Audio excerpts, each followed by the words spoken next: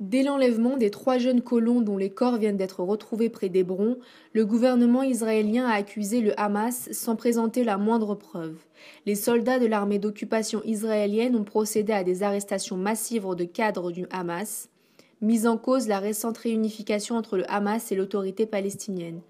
Tout porte à croire que le gouvernement israélien n'attendait qu'un prétexte pour briser cette union et pour lancer contre Gaza une nouvelle guerre entre une armée puissante et un peuple désarmé dont les victimes ne comptent pas aux yeux du monde. J'étais à Gaza du 14 au 23 juin et une fois de plus la relation de l'enchaînement des faits ou des faits même vus de l'intérieur de la bande de Gaza ou à partir de l'extérieur, eh bien cette vision est différente.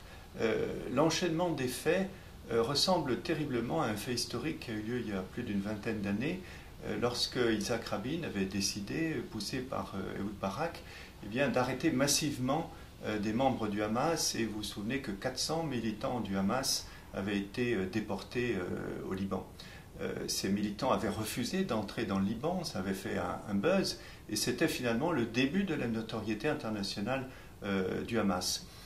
Pour motiver, entre guillemets, cette déportation, eh bien, il y avait eu la capture d'un soldat qui était le sergent Toledano.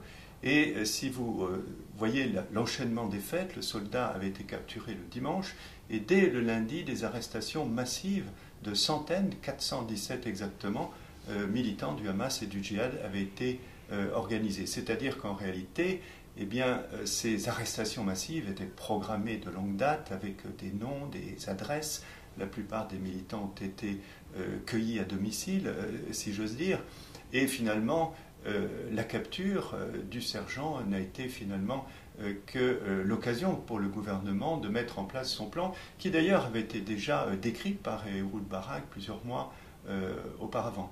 Quant aux circonstances même de la mort du sergent Toledano, eh bien, jusqu'aujourd'hui encore, il y a deux versions. Il y a la version israélienne. Le sergent a été retrouvé sur une route de Cisjordanie, lardée de coups de couteau. Vous voyez, les coups de couteau islamistes, musulmans, sauvages. Vous voyez, ça fait penser un petit peu aux têtes coupées des moines de Tibérine, vous voyez, qui posent toujours question. Et en réalité, eh bien, le sergent avait été enlevé pour faire un échange de prisonniers, notamment incluant le cheikh Yassine.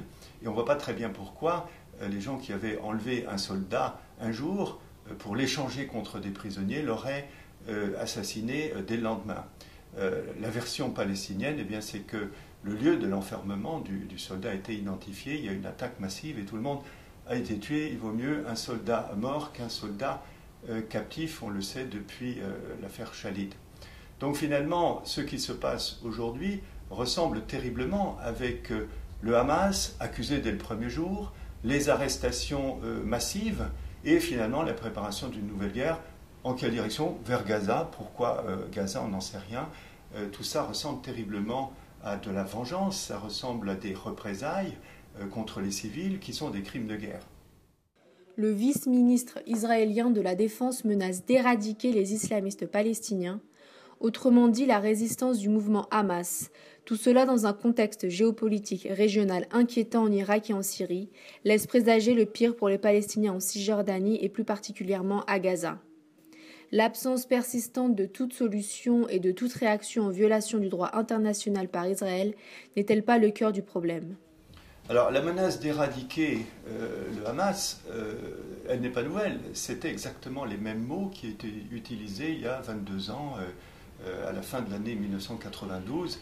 C'était les mêmes mots. Il s'agissait d'éradiquer le Hamas. Or, qu'est-ce qu'on observe aujourd'hui, 22 ans plus tard? Eh bien, on observe que le Hamas, c'est tout le contraire, n'a jamais été aussi fort. Alors, il est à la fois fort et faible. Il est faible depuis le coup d'État en Égypte, avec un étranglement économique qui est terrible. Je vous rappelle que le taux de croissance dans la bande de Gaza, avant le coup d'État en Égypte, au cours des 2 dernières années, était de 11,5%, avec un moteur qui était celui de la construction. Depuis le coup d'État, tout est stoppé. Israël a ajouté l'embargo total sur le ciment.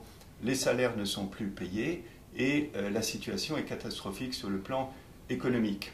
Donc le Hamas est affaibli de ce point de vue-là, mais ce qui fait sa force, c'est bien entendu sa base électorale. Et si on écoute les uns ou les autres, y compris des gens qui sont idéologiquement proche du Fatah, eh bien on s'aperçoit que s'il y avait des élections libres, le vote Hamas représenterait grosso modo 50% du vote. C'est-à-dire que le Hamas n'a jamais été aussi fort en réalité sur le plan de sa base électorale.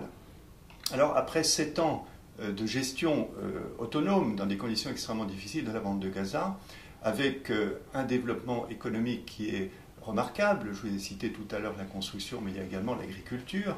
Aujourd'hui, la bande de Gaza est autonome sur le plan de la production de légumes, ce qui est une performance tout à fait remarquable, étant donné qu'une bonne partie du territoire agricole de la bande de Gaza est située dans la buffer zone, c'est-à-dire dans la zone tampon, c'est-à-dire dans une zone où les paysans se font régulièrement tirer dessus par les soldats israéliens. Et j'ai eu l'occasion, au cours des 15 jours que j'ai passés à Gaza, eh bien, de soigner encore 3 jeunes paysans qui s'étaient fait tirer dessus et qui avaient des lésions du nerf sciatique. Alors ce développement au cours de ces temps, ça a été un développement également sur le plan de l'éducation, avec le développement de beaucoup de filières universitaires, et très certainement, bien que qu'on ne le crie pas sur tous les toits, ça a été également un développement sur le plan des capacités de résistance militaire. Autrement dit, et les Israéliens je crois le savent bien, eh bien toute pénétration à Gaza par le sol serait extrêmement dangereuse, avec le risque d'avoir des soldats prisonniers. Et donc, militairement, le Hamas aujourd'hui est puissant. Alors, cette puissance, elle se voit même dans l'habileté avec laquelle le Hamas a accepté toutes les conditions qui étaient proposées par Mahmoud Abbas pour cet accord dit de réconciliation. Tout a été accepté. Le Premier ministre est parti, les ministres sont rentrés chez eux. Autrement dit, cette disparition du Hamas politique, de la direction politique, elle a eu lieu. Et donc Israël est bien embêté parce que finalement, le Hamas n'est plus au pouvoir, il y a un gouvernement d'union nationale. Mahmoud Abbas s'est retourné vers ce gouvernement en désertant le lieu des négociations et tout ça, mais Israël est dans une situation extrêmement difficile à laquelle Israël réagit de manière tout à fait habituelle, c'est-à-dire par la violence. Alors, au-delà de cette violence, chaque civil qui est tué, c'est un crime de guerre. Chaque civil qui est tué intentionnellement, c'est un crime contre l'humanité. Autrement dit, on s'apprête à avoir énormément de crimes de guerre et de crimes contre l'humanité dans les jours qui viennent. Il est impératif, il est essentiel que l'autorité palestinienne utilise les outils de droit qui existent dès aujourd'hui auprès des instances internationales et attaque Israël dès lors que des crimes de guerre seront produits.